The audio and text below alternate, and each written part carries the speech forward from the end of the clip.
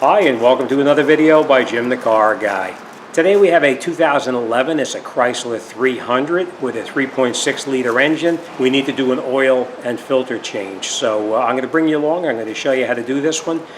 This one, as you probably know already, is what they call a canister filter. Let's open it up and I'll show you what it looks like. It's a filter like this. This filter belongs up underneath a plastic cap on top of the engine. This piece here snaps up into the cap, and you put that back inside the plastic receiver, which is down on the engine itself. But I'll bring you up and I'll show you where that's located at the same time.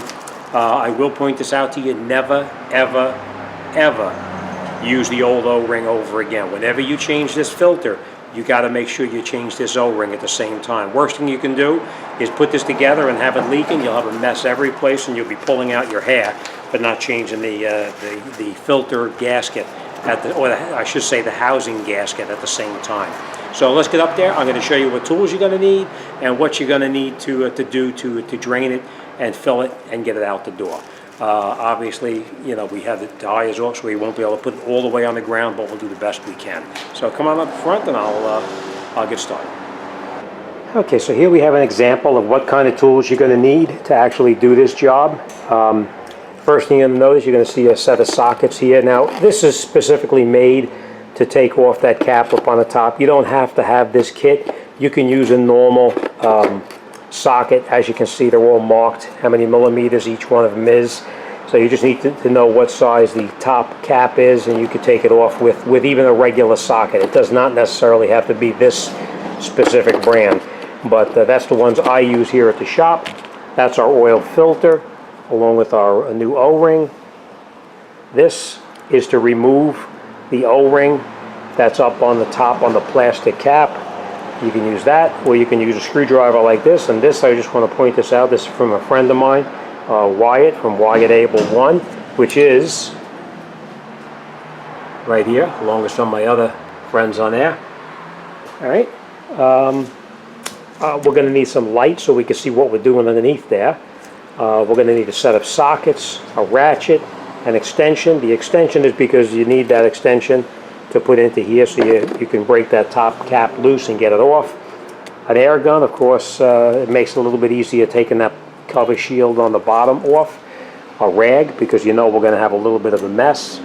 And, of course, we're going to need a bucket to drain the oil into. If you don't have a bucket like that, you can use any kind of a receptacle. Now, when I'm underneath the hood and I'm taking this filter out, I will have another bucket such as this underneath the hood to actually get the filter, take the filter assembly out and put it in here so we don't make a mess. Underneath here, this is where your oil drain plug is located. We need to take the shield off underneath here. We have 4 10mm bolts underneath here. We're going to shoot those bolts out, and we're going to take this cover here down, and the drain plug should be right around this area right here. So all right, let's get set up and let's continue.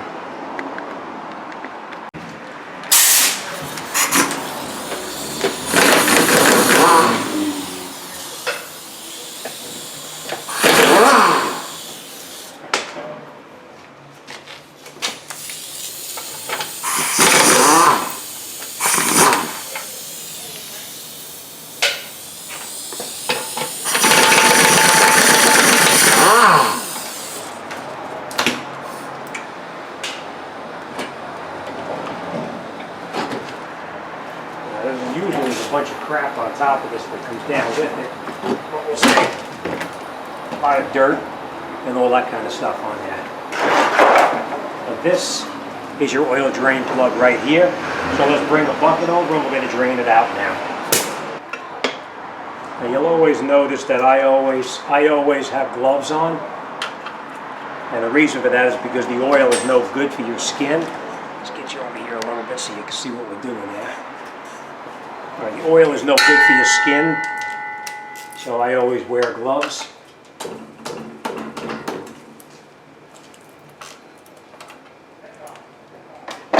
Right.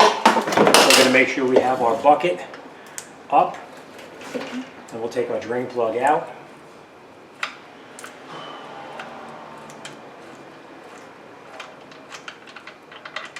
Okay. Now we're just going to let it drain a little bit. And once it finishes draining, then we'll come back and we'll put the plug back in, and we'll wrap this job up. Maybe that's a little better. See?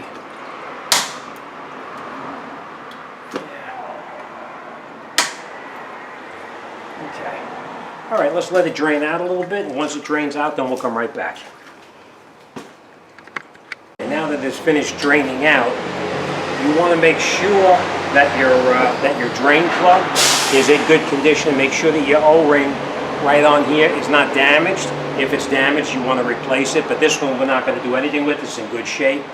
You're going to screw that drain plug back in by hand only.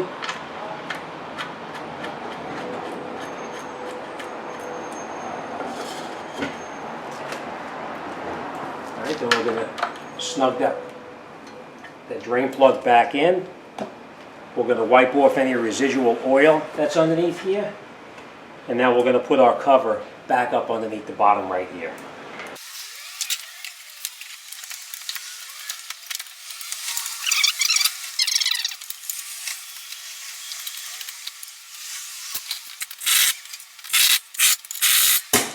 Okay, and now once we have that back on, I will lower it down and we'll continue up top. Okay, now as you can see, I have my bucket here to put the filter and the plastic cap into. Now, you can see that where it's located is not the best place in the world. When you pull this out, you are going to get a couple of drops of oil around in here, so be careful. Use a rag and clean up after yourself. All right, that's pretty much it. We're going to come in here now. We're going to get the socket that fits on the top over here. It's probably going to be around a 30 millimeter, something like that. It just goes on. Just like this, and then we're going to get in here with a ratchet. We're going to loosen it up and we're going to take it out. So all right, let's continue. Okay, all right, so now what we're going to do is just going to get in here with a fairly long ratchet. I am using an extension that's a little longer so you can see what I'm doing. You want to hold it so that this is nice and straight. You don't want to pull it crooked and break off the housing down the bottom. So one hand up here and you just twist it and it comes right out. I apologize about these lights being in the way here. Problem is, these cars today, nothing underneath the hood is made of metal anymore. Everything's made of plastic or some kind of non-magnetic metal. What it is, who knows? All right, so now we're going to take our bucket, we're going to take our rag, and we're going to try to minimize the amount of oil that we leak. You can see I'm coming down through the bottom right up over here. I want to try to minimize the amount of oil that we're going to drip. All right. Okay. All right, so this filter, then you just pull the filter, it pops right out just like this. And now we have a new O-ring in hand. We take the cap like this, hook it with a scribe like this, and take the O-ring off. Just drop it. The new one goes on just like this. And then you hook it with your scribe or a screwdriver, whatever you have. And make sure you go back into the groove where you previously removed it from. We take our new filter. Remember, this end goes in here and you push it and you see it snaps in, so it's nice and tight. We're going to put a little bead of clean oil on here, and then we're going to screw it back in. But let's get rid of this stuff first, and then we'll put that back.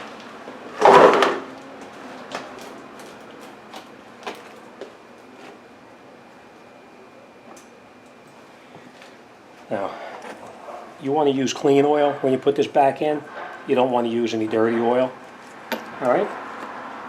Now we're going to take it, we put it over the top like this. You screw it down by hand first, as far down as you can by hand. And then once you have it screwed down, then you can tighten it up with your ratchet.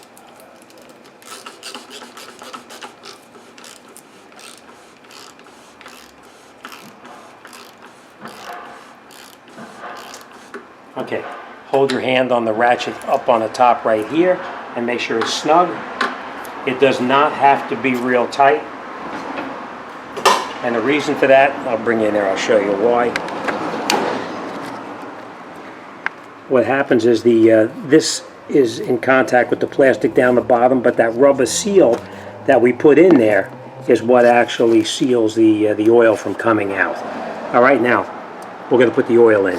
The oil is always, you always want to use the recommended oil for the car. In this particular case, you see it calls for a 5W30. That's what we're going to use.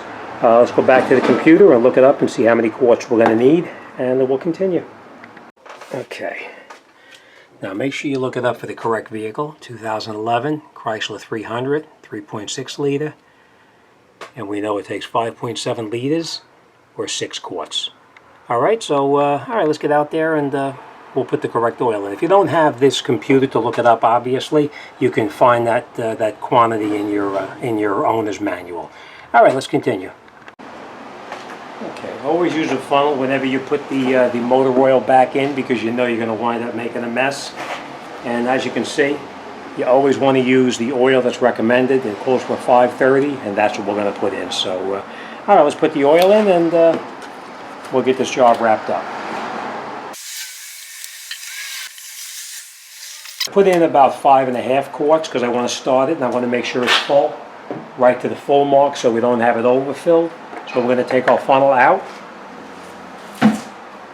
We're going to install the oil cap back on the vehicle, and now we're going to start it up for a couple of minutes, or a couple of seconds, just to get the oil circulating, and then we're going to check the oil level.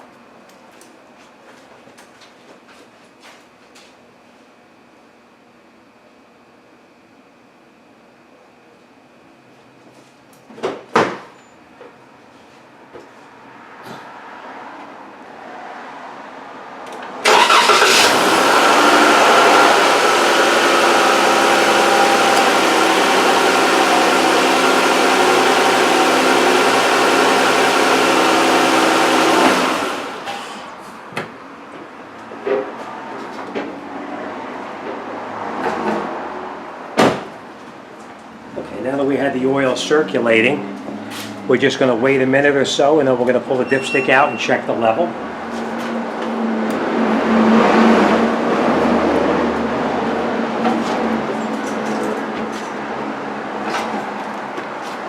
Bring it over here. This is our dipstick right here. We're just going to pull the stick out, wipe it down so it's clean. Put it back all the way in. Make sure you push it all the way down as far as it can go. And pull it out.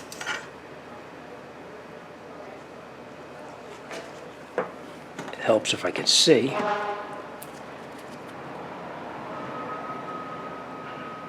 Okay, we're going to put just a tiny bit more in there because you can see it's down just a little bit. So we're going to put that other half a quart inside the car, and that's it. We'll be all set.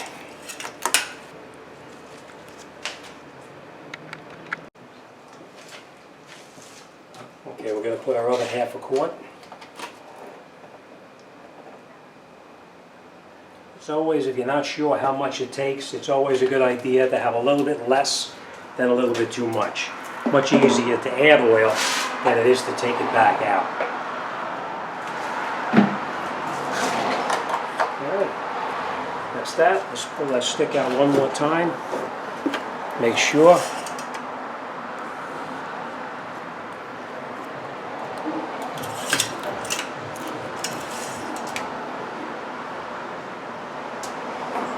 And there you go. You can see it's right up to the full mark.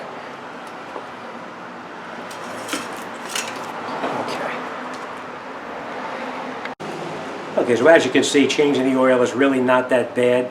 The main thing is just take your time, make sure you replace that O-ring on there, wear your gloves, it makes things a lot easier, and just be prepared. Alright, that's it, we're all set. Next thing we're going to do, we're going to slap a sticker on the window, and it's out the door once we get these tires and put these tires back on, and that's it, we're all done. Alright, as always, thanks for watching, see you on the next one.